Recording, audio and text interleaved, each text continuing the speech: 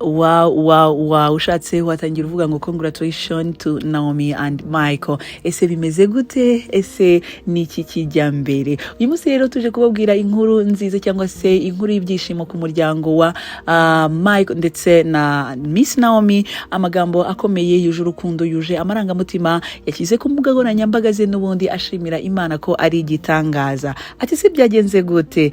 Nawe urabyumva niba uri umubyeyi cyangwa se niba ufite abana urabyumva cyane. Miss Naomi yashimiye Imana kubw'umugisha ukomeye yabahayeho kuba ababyeyi. Yavuze ko Imana yabakomeje mu isezerano ryayo kandi ikabaha impano y'agaciro uyu mwana wabo bategereje. Yagaragaje ibyishimo n'urukundo rwinshi bafitiye uyu mwana, avuga ko bamaze kumukunda birenze uko amagambo yabasha kubisobanura. Wow.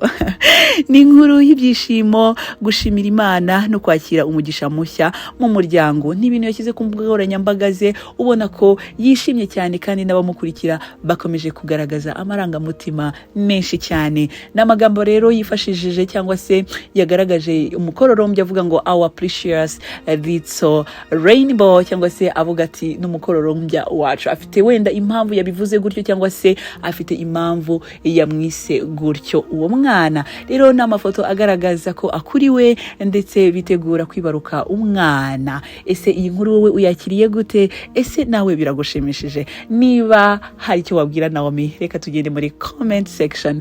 Njye nk'ibisanzwe ndi Ntagara.